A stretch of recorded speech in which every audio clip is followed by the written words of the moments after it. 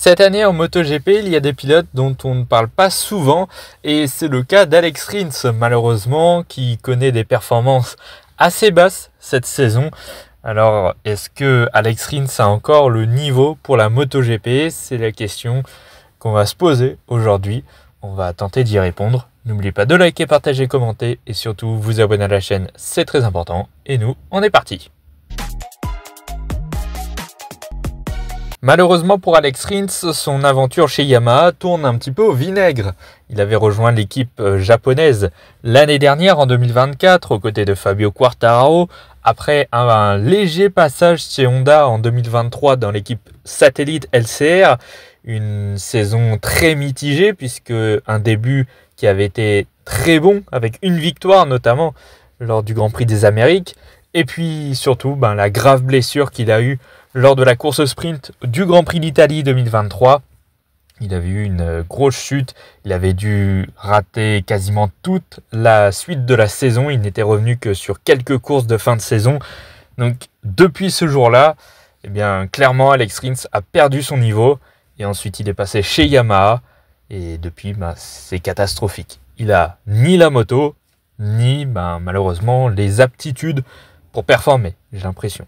C'est terrible de devoir penser ça de Alex Rins qui n'est plus au niveau actuellement alors que c'était un pilote très prometteur dans ses premières années en MotoGP chez Suzuki, même chez Honda ensuite quand Suzuki est parti, il a dû partir chez Honda en 2023, ça s'est très bien passé.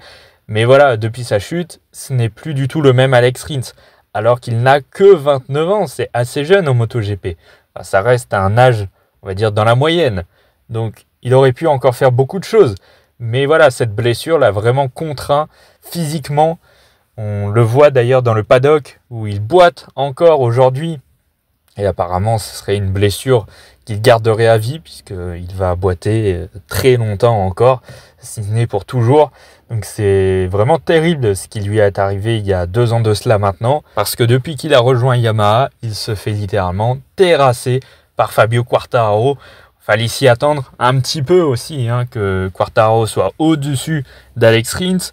Je me rappelle en début de saison 2024, je m'étais dit attention quand même parce que Alex Rins c'est quand même pas un mauvais pilote et il pourrait peut-être faire un tout petit peu d'ombre à Fabio Quartararo.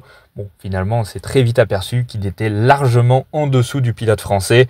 Cette année, il se fait même battre assez souvent par les pilotes satellites de l'équipe Pramac, notamment Jack Miller. Donc oui, clairement sa place comme titulaire dans l'équipe officielle Yamaha est clairement pas menacée parce qu'il a un contrat pour 2026 et je pense que Yamaha ira jusqu'au bout de son contrat, il n'y aura pas de souci là-dessus. Mais clairement au-delà de 2026, je pense qu'Alex Rins n'aura plus sa place dans l'équipe. Cette année, clairement, il ne fait pas de coup d'éclat. Alors que Fabio Quartararo, lui, en est à 4 pole positions, un podium en course principale, un podium en course sprint. Alex Rins, il vient seulement de signer son premier top 10 de la saison lors du dernier Grand Prix en Allemagne. Et encore, il termine 10e parce qu'ils ne sont que 10 à terminer la course. Sinon, c'était à peine dans les points, voire même pas de points si tout le monde avait fini. Il était bon dernier et très très loin des autres pilotes en plus. C'était vraiment terrible. Il était pas du tout dans le coup le week-end dernier en Allemagne et c'est un petit peu à l'image de sa saison. Il n'est pas du tout présent. Il arrive quand même à marquer des points à chaque course, ce qui est bien. Il n'y a eu que la première course en Thaïlande où il a fini hors des points. Mais sinon, il est toujours dans les points, très régulier, il ne tombe pas. C'est déjà ça, vous allez me dire. Ça fait moins de casse pour Yamaha, c'est toujours ça de gagner. Mais voilà, à chaque fois, ça fait 2-3 points à peu près. Je crois que sa moyenne de points cette année, elle doit être de 4 points marqués. Et encore, ça a été élevé par son top 10 en Allemagne. Mais sinon, voilà, il ne gagne que quelques points par week-end seulement, ce qui est vraiment très peu. Je veux bien louer le fait qu'il n'ait pas la moto pour faire des bonnes performances. La Yamaha est loin d'être compétitive, surtout en course, mais en qualification, alors il est un petit peu mieux en qualif. Sur un tour, il arrive à faire mieux, comme Fabio Quartararo de toute manière, mais ça reste vraiment trop léger. Il arrive à passer en Q2 de temps en temps seulement, alors que Fabio arrive à faire des pole positions. Donc il y a quand même un gros niveau d'écart entre son coéquipier et lui. Donc ouais, clairement, c'est compliqué pour Alex Rins. Et clairement, au premier pilote performant venu, il se fera remplacer. c'est sûr et certain. Maintenant, je pense que Yamaha respectera quand même son contrat parce que déjà, il n'y a pas vraiment de pilote sur le marché pour arriver dans l'équipe officielle. Alors, il pourrait monter Miller ou monter même Razgatlioglu qui a signé chez Pramac, directement le monter dans l'équipe officielle. Mais ça, je pense pas qu'ils le feront.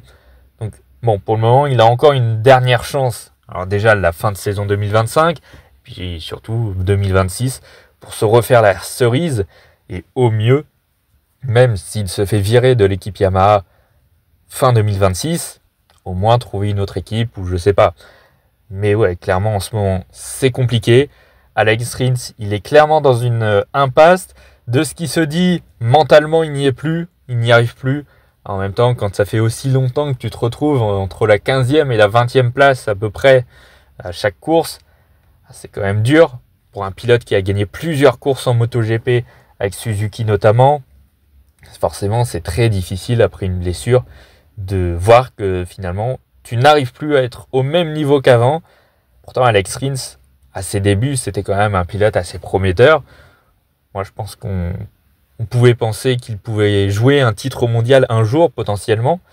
Alors, il y a eu 2020 un petit peu, où il finit 3e du championnat, mais voilà, c'est un petit peu tout. Donc ouais, c'est dommage quand même pour Alex Rins, ce qui lui arrive. Est-ce que c'est vraiment de sa faute? Au début, c'est une blessure, donc c'est surtout ça qui l'handicape. Après, maintenant, ça l'handicape toujours. Mais est-ce qu'il y avait quand même, ou il y a encore moyen de pouvoir performer malgré cette blessure? C'est très délicat à dire quand même, parce que quand le corps ne suit plus, en général, les performances ne suivent plus non plus. Voilà, le MotoGP, il faut être un athlète, il faut être très sportif. De ce qu'on dit, c'est qu'Alex Rins a clairement diminué ses séances de sport, par exemple, diminué physiquement. Donc, j'imagine que c'est peut-être pour ça qu'il diminue un peu l'activité physique. C'est qu'il ne peut pas, je pense. Je pense qu'au-delà du mental, il y a aussi ce plafond de verre physique qu'il ne peut pas atteindre, qu'il ne peut plus atteindre. Et c'est sûrement pour ça que Alex Rins, aujourd'hui, n'est plus clairement performant. Ça me fait quand même un petit peu mal au cœur de dire tout ça sur Alex Rins, qui a été un très bon pilote avant, parce que voilà, c'est un pilote que j'apprécie bien, qui faisait des bonnes performances, donc c'était sympa de le voir gagner des courses de temps en temps. Il était performant, voilà. Donc ouais, depuis qu'il est arrivé chez Yamaha, c'est vraiment compliqué. Et je pense pas que ce soit que le fait qu'il ait rejoint Yamaha, c'est surtout sa blessure. Il a roulé, je crois, 2 ou 3 courses seulement chez Honda depuis sa blessure, donc difficile à dire si c'est la moto ou le physique. Moi, je pense que c'est surtout le physique qui ne tient plus actuellement.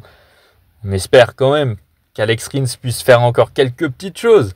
Alors, je pense pas qu'il pourra se battre pour des top 5 ou des top 10 avant un bon paquet de temps, voire même ne serait-ce qu'un seul jour. Mais s'il pouvait encore signer quelques coups d'éclat, ce serait quand même sympa à voir pour un pilote qui a été quand même clairement blessé. C'est une situation vraiment très difficile pour Alex Rins actuellement. Voilà, c'est la fin de cette vidéo. J'espère que ça vous a plu. N'oubliez pas de liker, partager, commenter et surtout vous abonner à la chaîne, c'est très important. J'aimerais bien aussi potentiellement avoir votre avis sur le sujet Alex Rins. Est-ce qu'il mériterait de continuer en MotoGP ou pas? Moi, malheureusement, je pense que non, il ne mérite plus d'être en MotoGP. C'est triste à dire, voilà, à cause d'une blessure. Mais en MotoGP, ce sont les 22 meilleurs pilotes au monde, normalement. Il y a pire qu'Alex Rins, évidemment. Mais il y a beaucoup mieux et il y a des pilotes, par exemple en Moto 2 ou même en Superbike éventuellement, même s'il y en a très peu. Il n'y a que Razgatlioglu en soi qui aurait le niveau MotoGP. Donc voilà, au jeu des chaises musicales, Alex Rins, normalement sur le papier, devrait être perdant face à des jeunes pilotes Moto 2 par exemple. Donc ouais, pour moi, il n'a plus sa place, malheureusement. Donc j'aimerais bien avoir votre avis éventuellement. Et puis nous, on se retrouve pour une nouvelle vidéo sur la chaîne. À bientôt.